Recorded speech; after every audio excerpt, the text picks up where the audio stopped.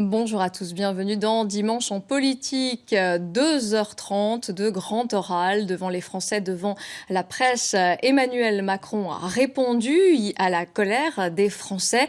Il a annoncé un certain nombre de mesures, mais tient à garder le cap des réformes engagées déjà depuis 2 ans. Le chef de l'État veut diminuer les impôts, il veut faire travailler davantage les Français, il veut renforcer la décentralisation, il veut également laisser un peu plus de place aux citoyens dans la démocratie. Qu'en pensent nos élus locaux? On va leur poser la question avec nous sur ce plateau.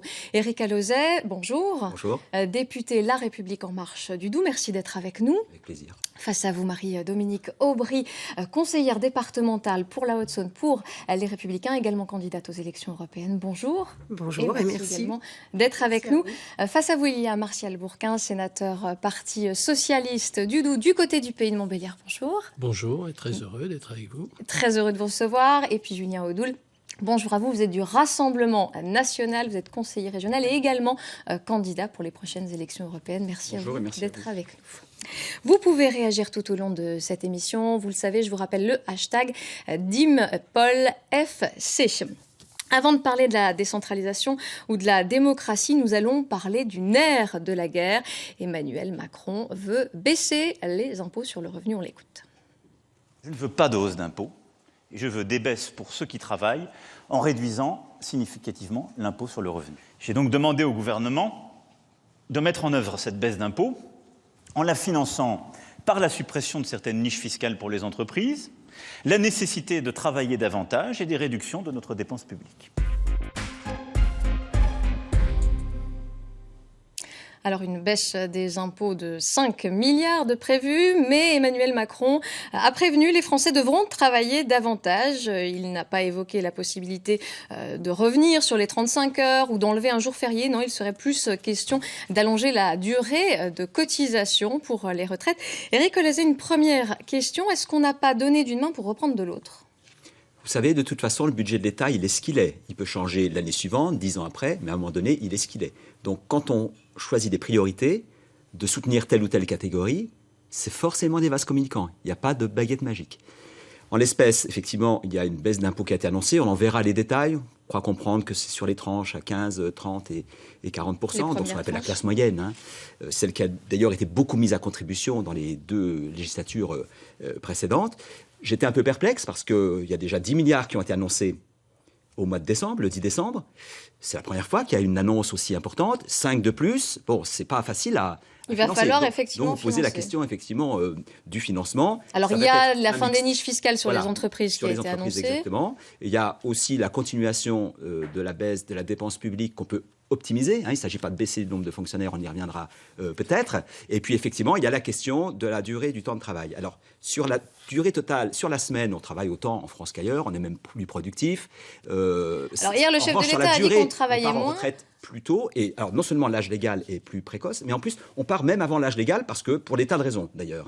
Donc c'est là que le sujet est posé, et de la retraite à taux plein qui à 62 ans est malheureusement difficile à atteindre pour beaucoup de personnes, beaucoup de gens. Quand on commence à travailler plus tard, quand on est jeune. Marie-Dominique Aubry, les Républicains le demandaient, ça, la baisse d'impôts, c'est plutôt une bonne nouvelle pour vous?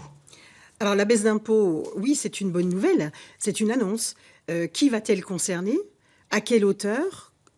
Comment va-t-on la régler? Il fallait faire ce geste ou pas pour vous? Ou est-ce que c'est un geste important, de trop? mais tant qu'à bouger quelque chose, tant qu'à bouger et à baisser les impôts, eh bien que l'on simplifie un peu l'impôt sur le revenu, et surtout que l'on réponde à la demande vraiment du peuple, et que ce soit beaucoup plus équitable et plus simple, et qu'on le redistribue de manière différente. Ah oui, c'est vraiment une grosse réforme. Vous vous appelez Martial Bourquin sur ça. Alors sur la baisse des impôts, mais aussi sur l'allongement de la cotisation. Première remarque. Il y a impôts et taxes. Les taxes ne cessent d'augmenter. L'essence est à son plus haut niveau. À chaque fois qu'il y a une hausse de l'essence, le prix des taxes ne cesse d'augmenter. Les Français vont devoir payer 6% d'augmentation d'électricité au mois de juillet. Donc pour vous, il valait mieux revoir les taxes plutôt que de baisser les impôts? On a affaire à une des crises sociales les plus importantes de la Ve République. Et le chef de l'État avait une nécessité, c'est de faire en sorte qu'il gère cette crise et qu'elle arrive à un compromis pour qu'elle s'arrête. J'ai l'impression qu'après ce qu'il nous a dit hier, ça va s'aggraver. Julien Pourquoi ? Audoul, vous êtes d'accord ? Parce que, attendez, sur le pouvoir d'achat, pas grand-chose, si ce n'est rien. Sur la démocratie, on renvoie au local. Alors on va en parler tout à l'heure, Voilà. de la démocratie. On va vraiment rester sur le côté économique. Et M. Alauzet nous disait tout de suite, mais comment ? Un budget, c'est budget. Pourquoi il a donné autant d'argent aux plus riches ? Pourquoi il a retiré l'ISF ? Il est plombé par son quinquennat. Il l'a plombé tout le début en faisant en sorte, en redonnant de l'argent aux plus riches. Et ça, c'est insupportable. Julien Audoul, pour vous, ce qui a été annoncé hier soir, ça ne sera pas suffisant, la crise va continuer ? Écoutez, les Français ont compris. Seulement 37% sont convaincus par ces annonces. De toute évidence, Emmanuel Macron n'a rien vu, n'a rien entendu, Alors, n'a il a dit rien pourtant, compris et qu'il n'a rien avait appris de la... C'est il avait totalement pris en faux. compte Quand certaines on voit choses. ce qu'il annonce après 6 mois d'une crise inédite, une crise sociale d'une ampleur inégalée depuis mai 68, on a des Français partout dans nos territoires qui se sont levés, étranglés par les impôts et qui ont crié « on n'arrive plus à vivre de notre travail ». On n'arrive plus à boucler les fins de mois. Donc là, pour le coup, la baisse d'impôts, c'est quand même une bonne chose. Mais non, puisque la baisse des impôts, comme vous l'avez dit, il va donner d'une main ce qui va reprendre de l'autre. Et ensuite, cette baisse d'impôts de 5 milliards, mais elle concerne qui ? Elle ne concerne pas les gilets jaunes qui ne sont pas assujettis à l'impôt sur le revenu. Ce qui aurait convenu aux gilets Donc vous jaunes, êtes d'accord c'est la quelque baisse des part avec, charges, c'est la baisse de la aurait été- CSG. C'est la baisse de la CSG, parce qu'aujourd'hui, une partie des gilets jaunes sont étranglés par la CSG. Voilà. Quand on parle aussi des retraites, la réindexation, c'est une bonne chose, mais il faut quand même le dire, avoir l'honnêteté de le dire, que c'est docteur Emmanuel qui défait ce qu'a fait Mister Macron, puisque c'est lui qui a désindexé les pensions de retraite sur l'inflation. Donc tout ça, c'est des mesurettes, tout ça, c'est pour gagner du temps, et encore une fois, c'est insuffisant au regard de la crise que 18 nous milliards traversons. quand même, hein, les mesurettes. Non mais, monsieur 18 Alauzet, milliards, monsieur monsieur. Alauzet, si vous 18 voulez milliards. faire des économies, 18 milliards. monsieur Ah, je Alauzet, connais vos économies. monsieur Je Alauzet, partage pas. il y a énormément d'économies à faire. Oui. Lutter contre les gaspillages. Et déjà, les 20 milliards sur la fraude sociale, les 17 milliards sur l'immigration, les 10 milliards que nous vole l'Union européenne avec les contributions Oui. que verse Marie-Dominique l'État français. Aubry, pour vous, il y avait la baisse de la CSG, c'était ça, c'est pareil, il fallait plus s'attaquer aux taxes plutôt qu'aux... Mais je pense que le message des Français avait été clair. Comment je peux vivre à l'heure actuelle dignement avec mon salaire ? Il aurait fallu Comment un- je peux un vivre, pouvoir comment d'achat je peux vivre actuellement avec ma retraite ? Voilà. Ce sont les 2 points qu'Emmanuel Macron a touchés. Donc, la demande des Français, y répondre. Il a répondu avec ce qu'il souhaitait. Maintenant, je serais tentée de dire que ce ne sont pas des mesures, ce sont des annonces. Nous n'avons rien de concret et de Il y a définitif 5 à l'heure milliards, qu'il 5 est. milliards d'annoncés, en tout Oui, mais cas, concrètement, l'enveloppe, elle est connue. concrètement, pour la personne qui, tous les jours, se lève le matin pour aller travailler, comment se retrouve-t-il 5 milliards ? Qui va être impacté par ces mesures ? Enfin, ces mesurettes, ou du moins ces annonces. Éric Alauzet, une question aussi, par exemple, sur l'ISF. Martial Bourquin l'évoquait. Est-ce que ça n'aurait pas été finalement une des bonnes solutions de remettre l'ISF aussi pour permis- apaiser la tension Ça aurait aussi, permis, oui, c'est symboliquement très très fort. Hein. Moi, j'ai même financièrement aussi. Pour- 3 milliards, c'est 3 milliards. Ça finance Les une partie mesures de la baisse d'aide. d'impôts. Les mesures d'aide, de combien on a ponctionné les Français, Martial Bourquin, quand nous étions tous les deux dans la majorité au mandat précédent ? Bien plus que 3 milliards, 10 à 15 milliards. Et toi comme moi, tu as voté ces lois. C'est Et à 18 l'époque, milliards. tu disais c'est passé à gauche, c'est 18 et maintenant milliards. il est totalement à droite. On parlera de ton parcours aussi, hein. On parlera de ton parcours. On fera ça une autre fois.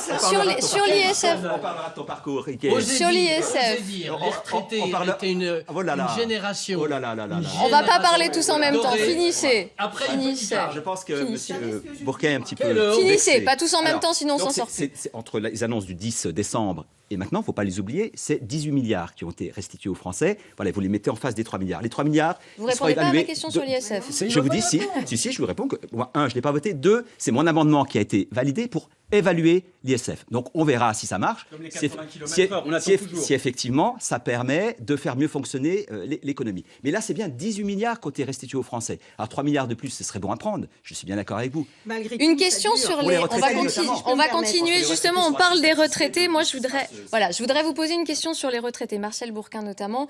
Donc il y a le retour de l'indexation des pensions de retraite sur l'inflation. Il y a aussi quand même 1 000 €, le minimum vieillesse, qui va être remis à 1 000 € pour tous les retraités qui auront cotisé, on va dire, toutes leurs années. Est-ce que ça, c'est une bonne nouvelle ? Tout ce qui contribue à lutter contre la misère est une bonne chose. Simplement, ce sont des déclarations extrêmement vagues. Ah, Extrêmement 1 000 vagues. euros, c'est Attendez, comme les 5 Il milliards. l'a donné, mais comment on le fait, on va le voir. Comment Comment on le finance, on va le voir. Simplement, ce que je voudrais dire, c'est que lorsqu'on parle salaire, il n'y a pas que le budget de l'État. Je vais vous donner 2 exemples. Premier exemple, on parlait de l'ISF. C'est quand même 5 milliards à peu près chaque année qui peut être remis. 5 milliards à peu près de... Voilà. Deuxième chose, le CICE. On l'a mis Crédit en d'impôt place. pour les entreprises. Voilà, on l'a mis en place. C'était mis en On place, par s'aperçoit François Hollande. qu'aujourd'hui, il faut y mettre quelques exigences. Ces exigences, ça pourrait être quoi? Pour nos PME, c'est le bienvenu. C'est bienvenu, le CICE. Par contre, pour les grandes entreprises qui délocalisent, pour les grandes entreprises qui ont des chiffres d'affaires, qui manient l'optimisation fiscale, est-ce qu'il On faut n'a pas continuer? assez jugulé les choses contre Bien les grandes sûr, entreprises pour vous. il n'y a pas de contrepartie. Et dernière chose, lorsqu'on va demander du salaire, ce n'est pas des primes qu'on veut, c'est du salaire mensuel sur sa fiche de paye pour qu'on puisse aller vers la banque et avoir des crédits. Ce n'est pas une fois ou 2 fois une prime. Pour le coup, ça, Ça veut c'est dire chaque que, entreprise qui paye ses En salariés. gros, qu'est-ce qu'a raté Emmanuel Macron dans son débat? C'est de ne pas avoir mis en place un Grenelle du pouvoir d'achat et de la consommation. Vous savez pourquoi? Parce qu'il ne veut pas changer de politique. Parce que c'est tout pour les plus riches et rien Alors pour très les rapidement, autres. parce qu'après, on va passer à la décentralisation. Dites. Moi, je ne suis pas dans de grandes annonces. Je pense que ce qui était important, ce n'était pas de faire des annonces avec des plans, des Grenelles, etc. Je pense que les gens en ont ras-le-bol. Je pense que ce qu'ils demandent, c'est de la justice sociale, c'est de l'équité et de la simplicité. Il n'y a rien... Je termine. Les retraités, ce n'est pas la génération dorée. Après tout, ils ont quand même mérité ce qu'ils ont là. Ils le méritent. Maintenant, quand on demande aux Français de faire des efforts, eh bien, on se les attribue déjà, ces efforts. Et quand on parle, parce qu'on se dit comment on finance tout ça, eh bien, quand on demande le financement, ces efforts, on se les attribue. Qu'est-ce qu'il y a eu de proposé pour limiter cette dépense publique ? Le train de vie de l'État. On vous demande de réduire le vôtre. Les Français, on leur dit, réduisez votre train de vie. Qu'est-ce qu'on demande à l'État? On va parler justement de l'État avec les fonctionnaires. Alors, très rapidement, Très rapidement, sinon vous aurez plus le temps sur la suite. Emmanuel Macron ne change pas sa politique. Il consent finalement à taper les petits riches, mais il refuse de taper les super riches avec le rétablissement de l'ISF, qui encore une fois était une mesure première des Gilets jaunes, qui la met de côté. Et encore une fois, c'est toujours la même logique, culpabiliser les Français, des fainéants qui ne bossent pas assez, alors que nous sommes le 3e pays en termes de temps de travail, alors qu'il y a juste la Grande-Bretagne et l'Espagne qui sont devant nous. Aujourd'hui, les Français travaillent, les culpabiliser est inadmissible, et c'est pas avec cette logique-là qu'on arrivera justement à améliorer la situation. On va en venir à la décentralisation, puisque c'était l'une des annonces également fortes hier d'Emmanuel Macron. Un retour, un nouvel acte de décentralisation avec notamment on va dire le développement, puisque ça existe déjà en Franche-Comté, des maisons de services. Écoutez le président. Dans chaque canton, en moyenne, on pourrait avoir un lieu où sont regroupés l'accueil pour le public de services de l'État, mais on propose aux collectivités locales d'y être aussi présentes et à tous les opérateurs. Marie-Dominique Aubry, je me tourne vers vous puisque vous êtes conseillère départementale en Haute-Saône. Ça existe déjà, les maisons de service. Est-ce que c'est une bonne idée, ça, d'étendre ça à tout le territoire ? Alors, Est-ce oui, que ça a chez fait nous, ses existe preuves déjà. Il y en a à peu près une vingtaine sur l'ensemble de notre territoire. Mais je dirais que le débat, il n'est pas est-ce qu'elles ont lieu d'être ou pas. Elles sont là, elles fonctionnent bien. Mais moi, je pense qu'il faut plutôt aller sur la simplification des démarches administratives. Alors, c'est ce qui est aussi prévu. Il aussi faut déjà annoncé commencer par le chef de Je l'État. pense qu'il ne faut pas parler de petits riches, de grands riches. Soyons simples. Je pense que les Français attendent des mesures simples. C'en est une. Simplifions un peu les démarches administratives. On en parle depuis des années, mais allons-y. Et au moins, on aidera et on responsabilise en même temps les Français. Éric Alauzet, vous êtes également au conseil municipal. Est-ce que c'est une bonne chose de redonner du pouvoir, des responsabilités? On parle notamment de réattribuer un peu plus de responsabilités pour le logement, pour le transport, justement aux collectivités. Je crois que c'était une des marques du discours d'hier. On a beaucoup reproché au président sa verticalité. Là, on est plus reparti sur de l'horizontalité, en redonnant plus de responsabilités, effectivement, aux territoires locaux, puisqu'on a parlé de nouvel acte de la décentralisation, en mettant en avant les maires, en donnant plus aux fonctionnaires de vision de la réalité du territoire et en redonnant plus de pouvoir à la base aux citoyens, à travers la possibilité de pétition locale plus affirmée. Et donc, c'est MSAP, Maison de service au public. Il y en a une à Planoise, ici à Besançon. Il y en a une vingtaine, je crois, dans le Doubs, à peu près une vingtaine en parce Haute-Saône. que c'est le rural, mais c'est aussi les quartiers en déprise où il y a des difficultés. Et l'idée, c'est d'avoir plus de services, ce qu'on appelle le front office, au contact de la population et de faire des économies à l'inverse sur tout ce qui est centralisé en haut de l'échelle. On a quand même l'impression qu'il y l'État. a un double discours, puisqu'en même temps, on enlève des services dans les hôpitaux, il y a des manifestations, on le voit, les mouvements pour défendre l'hôpital public, pour défendre les services publics. Est-ce que là, on va revenir en arrière? Est-ce qu'on va renforcer ces services publics? Moi, j'ai centré mon rapport cette année sur la loi de finances de la sécurité sociale, puisque je suis rapporteur pour avis, sur la qualité de vie au travail. Et effectivement, j'ai mis en évidence un certain nombre de souffrances au travail, en particulier dans le milieu hospitalier, dans les EHPAD encore plus, notamment on connaît la problématique des aides-soignantes, donc là il y a un vrai effort à faire, j'ai l'impression qu'on est en train de basculer. Mais c'est un effort financier aussi. C'est un effort financier, bien entendu, mais il y a dans la santé, un secteur que je connais bien, beaucoup d'économies à faire, beaucoup d'examens redondants, qui ne servent et des examens qui ne servent à rien, des traitements qui parfois sont même... Donc ça on y reviendra dans un débat sur la santé. C'est pour vous dire qu'il y a des économies à faire pour améliorer les dispositifs humains au contact de nos concitoyens, et notamment par rapport au vieillissement. Et je rends hommage à Paulette Guinchard-Kunstler, à ce moment-là précis. Martial Bourquin, est-ce que pour vous, ça, c'est une bonne chose? Alors, de redonner on va dire, des responsabilités, du pouvoir. Emmanuel Macron a commencé par mettre en cause les corps intermédiaires, et notamment les élus municipaux, les maires. Il n'est pas allé au congrès des maires. L'affrontement avec les deux grandes associations était presque à son paroxysme. Et là, il semble changer de braquet, il semble réfléchir en disant « je ne peux pas faire sans eux ». Est-ce que c'est une bonne chose pour vous? Bien sûr, tous les présidents de la République savent que dans une société aussi complexe que la société française, on ne peut travailler qu'avec les corps intermédiaires. Bien sûr les élus, bien sûr les associations, bien sûr l'ensemble des corps intermédiaires, les syndicats notamment. Et là, que se passe-t-il? On nous dit on va faire des MSAP dans chaque... Les maisons de service, oui. Enfin, les maisons France Service. Écoutez, vous savez ce qui va se passer avec la réforme Darmanin ces temps-ci? Ces mois-ci, la DGFiP va disparaître des territoires. La Direction générale des finances. Des finances. Chez nous, par exemple, dans un canton comme Audincourt, c'est quasiment... Est-ce que vous ne croyez pas que justement, il va y avoir un retour sur ces mesures? Chaque fois que c'est ouvert, c'est quasiment plein pour demander des précisions, pour rediscuter des choses et tout ça. On va éloigner ça. Il n'y aura peut-être plus qu'à Besançon ou à Montbéliard. Et aujourd'hui, cette direction générale des finances publiques est un peu partout. J'ai l'impression qu'il y a, chez Emmanuel Macron, une idéologie. L'idéologie, c'est le marché doit tout régler. Ça veut dire le marché doit tout régler, ADP doit être privatisé, ça marche mieux quand c'est privatisé, alors qu'à Toulouse, ça s'est planté. Les autoroutes, c'est un gouffre financier, il continue. Il ne bouge rien à sa politique. Et on est dans une situation très simple, c'est qu'il ne va rien changer, et il a fait du blabla pendant 2 heures pour essayer de meubler et faire accepter sa politique. Julien Odoul, sur cette question de la décentralisation. Moi, je veux savoir de quoi on parle, puisque ça fait 30 ans qu'on nous parle de décentralisation, d'actes de décentralisation.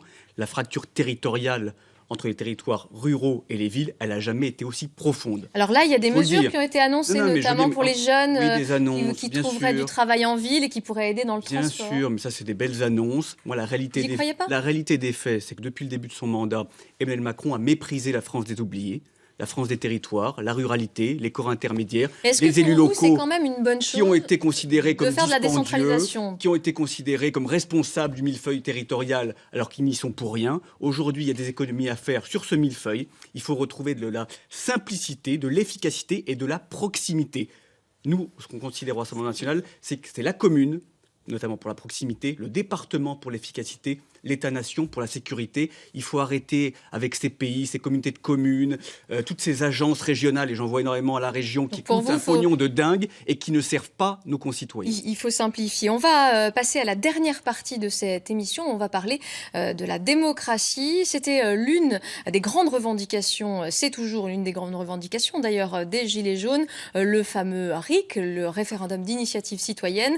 Ce ne sera pas le RIC, mais ce sera le RIP, le référendum d'initiative, qu'il sera renforcé. On écoute tout de suite à ce sujet Emmanuel Macron.